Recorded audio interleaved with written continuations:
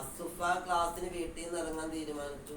വേണമെങ്കിൽ വേണം തീരുമാനിക്കാം, അല്ലെങ്കിൽ വേണ്ടാൻ തീരുമാനിക്കാം, ഇല്ലേ? രണ്ടും തീരുമാനിക്കാം. പള്ളിയിൽ വാങ്ങ് കൊടുത്തു, വീട്ടിൽ നിസ്കരിക്കണമെന്ന് തീരുമാനിക്കാം, നിസ്കരിക്കേണ്ടെന്ന് തീരുമാനിക്കാം, ജമാഅത്തിന് പള്ളിയിൽ പോകണമെന്ന് തീരുമാനിക്കാം, ഇനി പോകും ആ പേരിൽ വേറെടുത്തേക്ക് പോകാൻ തീരുമാനിക്കാം, എന്തും പറ്റും. അതിന് ഇഖ്തിയാർ എന്ന് പറഞ്ഞു. മനസ്സിലായ? അപ്പൊ കുറ്റം ആരുടെയാണ്? അള്ളാഹുവിന്റെ ആണ്, നമ്മുടെയാണ് കേട്ടാ. അപ്പൊ ഖദറിലുള്ള വിശ്വാസം. അപ്പൊ നിരീക്ഷകർ ചോദിക്കുകയാണ്, അവൻ മദ്യപാനം രേഖപ്പെടുത്തിയല്ലോ, അപ്പൊ അള്ളാഹുവിനെല്ലാം അറിയാൻ പറ്റും, അള്ളാഹുവിനെ എല്ലാം അറിയാൻ പറ്റും. ഇപ്പൊ ഒരു പന്തിന്റെ മുകളില് കുറുമ്പുണ്ട്, പന്ത് ഇങ്ങനെ ഉരുളാൻ പോണ് എങ്കിൽ നമുക്ക് എന്തറിയാൻ പറ്റും? പന്തുരുണ്ട് അവിടെ ചെല്ലുമ്പോ ഉറുമ എത്ര ഉണ്ടാവും? ചന്നോയില്ലേ, ചാവൂലേ? ഒരു ഉറുമ്പ് കൂട്ടമുണ്ട്, അതിലൂടെ ഒരു വണ്ടി ഇങ്ങനെ വന്ന് ആ വണ്ടി നമുക്ക് എന്തറിയാൻ പറ്റും? പക്ഷെ ഉറുമ്പിനറിയോ? ഉറുമ്പിനറിയാൻ കഴിയില്ല. അതേപോലെ നമ്മുടെ അവസ്ഥ. അള്ളാഹു കാലത്തിലല്ല, കാലം ഉണ്ടെങ്കിൽ അള്ളാഹുവിനെന്തില്ല? പാസ്റ്റ് ഇല്ല, ഫ്യൂച്ചർ ഇല്ല, ഒന്നുമില്ല. എന്റെ മുമ്പ് മറ്റേ ഖുർആൻ പറഞ്ഞല്ലോ, ഖിയാമത്ത് നാള് വന്നു എന്ന് അള്ളാഹു തആല വന്നിട്ടുണ്ടോ? ഖുർആൻ പ്രയോഗിച്ച് ഖിയാമത്ത് നാൾ വന്നു എന്നാണ്, പക്ഷെ അവിടെ വരുന്ന അർത്ഥം. കാരണം എന്തുകൊണ്ടാ? അള്ളാഹുവിന് കാലമില്ല.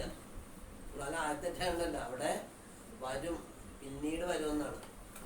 അള്ളാഹുവിന് എന്തില്ല? കാലമില്ല, ഭാഷയില്ല. അള്ളാഹുവിന്റെ ഭാഷ അറബിയാണോ? അല്ല. അള്ളാഹുവിന്റെ ഭാഷ ആർക്ക് തിരിയില്ല? നബിക്ക് തിരിഞ്ഞില്ല. അപ്പൊ എന്ത് തിരിഞ്ഞ സമയമുണ്ട്. അള്ളാഹു സുബ്ഹാനഹു വ തആല ഒരു പ്രത്യേകമായ കോഡ് ഒന്നും സംസാരിക്കൂല, അത് ജിബ്രീലിലേക്ക് ഇങ്ങനെ അയച്ചിട്ടാവും, പ്രകാശം പോലെ എടുത്ത്. അള്ളാഹുവിന്റെ നൂറാണ് തിരിഞ്ഞു. അതിങ്ങനെ എത്തും. അത് വാക്കുകളായിട്ട് നബി സല്ലല്ലാഹു അലൈഹി വസല്ലമയിലേക്ക് ഓതിക്കൊടുത്തു. അള്ളാഹുവിന്റെ ഭാഷ അറബിയല്ല, ഭാഷയില്ല. അള്ളാഹു ഭാഷ മനസ്സിലായില്ലേ? അള്ളാഹു ഭാഷയില്ല. പിന്നെ രൂപമില്ല, ഇനി രൂപ എന്ന് പറയാൻ പറ്റൂല. പിന്നെ എത്ര വലിപ്പമുണ്ട് അത് പറയാൻ പറ്റൂല. അള്ളാഹു നേരിട്ട് നമുക്ക് കാണാം. എല്ലാവർക്കും നമുക്ക് സജ്ജനങ്ങൾക്ക് നാളെ സ്വർഗത്തിൽ അള്ളാഹുവിനെ കാണാൻ പറ്റും. അപ്പൊ നമുക്ക് അള്ളാഹുവിനെ അറിയാം. അള്ളാഹുവിനെ പിന്നെ കണ്ടത് ആരാണ്? ാണ് കണ്ടത്. എങ്ങനെ കണ്ടു എന്നാണ്? ഒരു വില്ലിൽ അതിന് നൂൽ ഞാണില്ലേ, അത്രയും അത് കെട്ടുന്ന എത്ര അകലുണ്ടോ അത്രയും അടുത്ത് വെച്ച് റബ്ബിനെ കണ്ടത് ആരാണ്? നബി സല്ലല്ലാഹു അലൈഹി വസല്ലം മാത്രമേ ഉള്ളൂ കേട്ടാ. പക്ഷെ ആ സംസാരം ആർക്ക് തിരിഞ്ഞത്? അന്ന് വെച്ചാ നമുക്കൊരു മറകളുണ്ട്. ജിബിൽ അലൈഹി ഇസ്ലാം ബഹ്റുന്നൂറി വന്നിട്ട് എന്താ പറഞ്ഞത്? നബിയെ എന്റെ സ്പോട്ട് ഇവിടെ വരെയാണെന്ന് പറഞ്ഞു. ബഹ്റുന്നൂർ പ്രകാശ സമുദ്രം. ജിബിൽ എല്ലായിടത്തും കൊണ്ടുപോയി. 7 ആകാശം കടന്ന് അപ്പുറം ചെന്നപ്പോ ബഹ്റുന്നൂറുണ്ട്. ജിബിൽ നബിയെ എന്റെ ടോപ്പ് ലാസ്റ്റ് എൻഡാണ്, ഇതിനപ്പുറത്തേക്ക് എനിക്ക് പോകാൻ പാടില്ല. ഒരു കാലത്തിന് അപ്പുറത്തേക്ക് വെച്ചാൽ ആ സമയം ഞാൻ കരിഞ്ഞു. ആ സമയം കരിഞ്ഞു. ജിബിൽ ഭയങ്കര ശക്തനല്ലേ. ആ ജിബിലാണ് ഇനിയൊരപ്പുറത്തേക്ക് ഞാൻ വെച്ചാൽ കരി. ഈ ബഹ്റുന്നൂറിൽ സഞ്ചരിക്കണം. ആര് സഞ്ചരിക്കണം? നബി സല്ലല്ലാഹു അലൈഹി വസല്ലം. അങ്ങനെ അത് എത്രയോ പ്രകാശ വലയങ്ങൾ സഞ്ചരിച്ചാണ് അവസാനം. അവിടെ സഞ്ചാരം എങ്ങനെയാണ്? സാധാ വേഗത പോലെ പ്രകാശ വേഗത. ഒരു സെക്കൻഡില് 3 ലക്ഷം കിലോമീറ്റർ വേഗത സഞ്ചരിക്കണം. മനുഷ്യനെ. പക്ഷെ അല്ലാഹു നബിനെ അത്ര ആക്കിയെടുത്തു, സെറ്റപ്പ് ആക്കിയെടുത്ത് കൊണ്ടുപോയത്. ഹൃദയത്തിലെല്ലാം മാറ്റി ദംദമണ്ണോട് കഴുകി ഇതൊക്കെ ഓപ്പറേറ്റ് ചെയ്തില്ലേ, നെഞ്ച് കയറി അത്രയും സെറ്റപ്പ് ആക്കിയിട്ടുണ്ട്.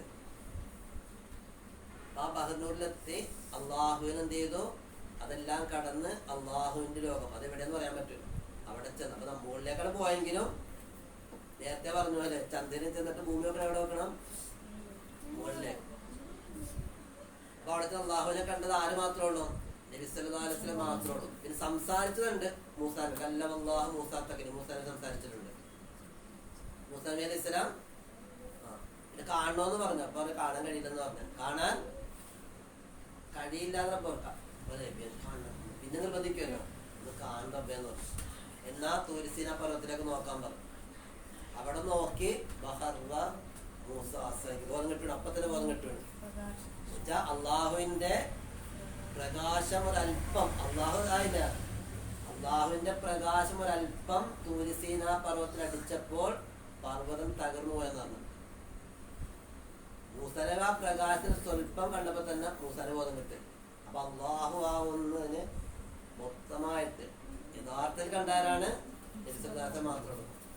അതിനുശേഷം നബിസല്ലാസം അല്ല അല്ലേ, മുടിയൊക്കെ നരച്ചതിന് ശേഷം എന്നാണ്. മുടിയൊക്കെ നരച്ചതും അള്ളാഹുവിന്റെ ഇതൊക്കെ ചിന്തിച്ചു വരുമ്പോ നമ്മൾ ഓട്ടോമാറ്റിക്കായിട്ടില്ല മാറും. അള്ളാഹു ആരാന്ന് ഏകദേശം നമുക്ക് അങ്ങനെ മനസ്സിലാക്കി. അപ്പൊ അള്ളാഹുവിന്റെ വിധി അത് നടപ്പിലാവും. അള്ളാഹുവിന്റെ വിധി നടപ്പിലാകും. അതാണ് നമ്മുടെ ഈ ഹദീസിലുള്ള പ്രധാന വിഷയം. എപ്പോഴാണ് വിധി എഴുതിയത്?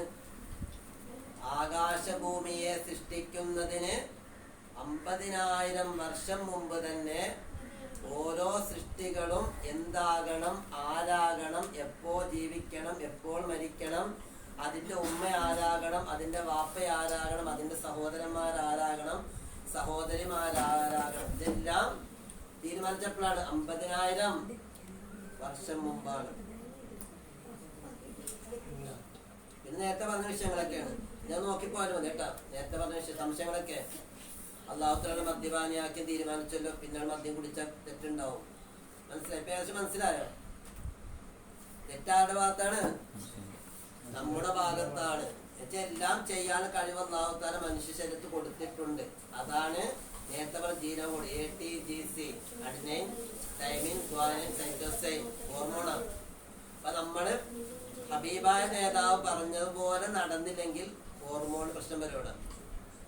ഒരാൾ ദേഷ്യപ്പെട്ടാല്, ഭാര്യയോട് ദേഷ്യപ്പെട്ടു, അപ്പൊ നമുക്ക് ചില പ്രതികരിക്കാൻ കഴിഞ്ഞില്ല. പക്ഷെ പ്രതികരിക്കാൻ കഴിഞ്ഞില്ലെങ്കിലും നമ്മുടെ ഹോർമോണിൽ അവിടെ എന്ത് ചെയ്യുന്നു? വ്യതിയാനം വന്നിട്ടുണ്ട്. വ്യതിയാനം ദേഷ്യം പ്രകടിപ്പിക്കാനുള്ള പവർ അവിടെ വന്നിട്ടുണ്ട്. നമ്മൾ അടക്കിയത്. ഈ അടക്കുന്ന ദേഷ്യമാണ് അവസാനം കൊലപാതകത്തിലേക്ക് വരുന്നത്. അന്ന് ദേഷ്യപ്പെട്ടിരുന്നെങ്കിൽ ചിലപ്പോൾ ഒരു ചീത്തയിലോ ഒരു അടിയിലോ ഒതുങ്ങുമായിരുന്നു. നമ്മളാ ദേഷ്യപ്പെടാതെ അത് മാറ്റി വെച്ചത് കൊണ്ട് എന്ത് പറ്റി?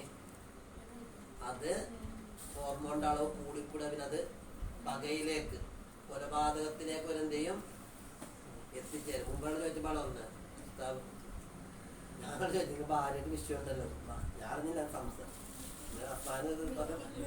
ഭാര്യയായിട്ട് വിഷയം ഉണ്ടെന്ന് വെച്ചാൽ വളർന്ന് അതുകൊണ്ട് അപ്പൊ നിങ്ങൾ എന്ത് ചെയ്യുന്ന? ഞാൻ വീഴുമ്പോന്ന് പറഞ്ഞു. ഞാൻ വീഴുമ്പോന്ന് എന്നുവെച്ചാ ഭാര്യ എന്ത് പറഞ്ഞാലും ഉണ്ടായിരിക്കുക. വീഴുമ്പോന്ന് പറഞ്ഞതാ. ശരിശാസം എന്ത് പറഞ്ഞു? ദേഷ്യം വന്നാൽ മുന്നോടുക്കുക, തണുപ്പിക്കുന്ന ശേഷം. ദേഷ്യം ചൂടാണ്. അപ്പൊ ഹോർമോണിന്റെ പ്രവർത്തനം തടയാൻ പറ്റിയ ഒരു മാർഗം വെള്ളമാണ്. ഹീറ്റ് വരുമ്പോ വയലന്റ് ആവുമ്പോ സൈലന്റ് ആണോ എന്ന് പറയണം. വയലന്റ് ആവുമ്പോ ഒരാൾ വയലന്റ് ആയാൽ മറ്റയാൾ സൈലന്റ് ആണോ. അയാൾ വയലന്റ് ആയാൽ പ്രശ്നം മാറും. അപ്പൊ ചൂടിനെ നേരിടാൻ പറ്റും. ചൂട് വന്നാൽ കോപം ചൂടാണ്, അതുകൊണ്ട് എന്ത് ചെയ്യുക? കൊടുക്കുക. അല്ലെങ്കിൽ ഇരിക്കുന്നിടത്ത് മാറിയിരിക്കുക, നിൽക്കുന്നിടത്ത് മാറി നിൽക്കുക. പക്ഷെ അടുത്ത ഹോർമോൺ കറക്റ്റ് ലെവൽ വരും, പ്രശ്നം വരില്ല. അല്ലെങ്കിൽ അത് പിന്നീട് പകയാകും. ഇപ്പൊ ഹമീദ് എന്ന് പറഞ്ഞ ആള് ഒരു വീട്ടിലെ 5 പേരെ കൊന്നു എന്ന് പറഞ്ഞത് ഒറ്റ ദിവസത്തെ ദേഷ്യമൊന്നുമല്ല. അയാളുടെ ദേഷ്യം വന്ന് ഹോർമോൺ വ്യതിയാനം വന്ന് പകയിലേക്ക് നയിച്ചു എന്ന് ജീവിതം നോക്കിയാൽ പറയും. പകയിലേക്ക് നക്ക വന്ന് അതാണ് തീ കത്താൻ വേണ്ടി വീണ്ടും പുറത്തു നിന്ന് പെട്രോൾ നിറച്ച് കുപ്പിയായിരുന്നു. അത്രയും പകയുടെ മനസ്സിലുണ്ടെങ്കിൽ വർഷങ്ങളോളമുള്ള പകയാണത്. അതിലേക്ക് എത്തിച്ചേരും. അപ്പൊ അള്ളാഹുവിന്റെ വിധി ഷോർട്ടായിട്ട് മനസ്സിലാക്കി വെക്കുക. അള്ളാഹു തആല നമ്മുടെ ശരീരത്തിൽ എന്തും ചെയ്യാനുള്ള പവർ അള്ളാഹു തആല നൽകിയിട്ടുണ്ട്. അത് മുമ്പേ രേഖപ്പെടുത്തി വെച്ചിട്ടുണ്ട്.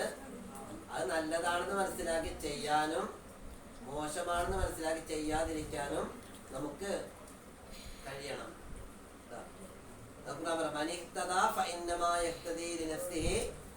നമ്മുടെ ബാന്ധാവ് ഒരാൾ, നന്മയുടെ ബാന്ധാവാണ് ഒരാൾ തിരഞ്ഞെടുത്തെങ്കിൽ അവൻ അതിന്റെ ഫലം അവൻ അനുഭവിക്കും. തിന്മയുടെ ബാന്ധാവാണ് ഒരാൾ തിരഞ്ഞെടുത്തെങ്കിൽ അതിന്റെ തിക്തഫലവും അവൻ അനുഭവിക്കും. ഒരാളും മറ്റൊരാളുടെ കുറ്റം ഏറ്റെടുക്കുകയില്ല. ഖുർആൻ നേരത്തെ പറഞ്ഞേ. അപ്പൊ നന്മയുടെ ബാന്ധാവ് നമ്മൾ തിരഞ്ഞെടുക്കുക, തിന്മയുടെ ബാന്ധാവ് വഴി നമ്മൾ തിരഞ്ഞെടുക്കാതിരിക്കുക. മനസ്സിലായില്ലേ? അതാണ് യഥാർത്ഥ ഖദർ. അല്ലാഹു അങ്ങനെ ആക്കി തരും. അല്ലാഹു സുബ്ഹാനഹു വ തആല നമ്മുടെ എല്ലാവരുടെയും ആഖിബത്ത് നന്നാക്കി തരുമാറാകട്ടെ. ആഖിറു ദഅവാന അൽഹംദുലില്ലാഹി റബ്ബിൽ ആലമീൻ. അസ്സലാമു അലൈക്കും.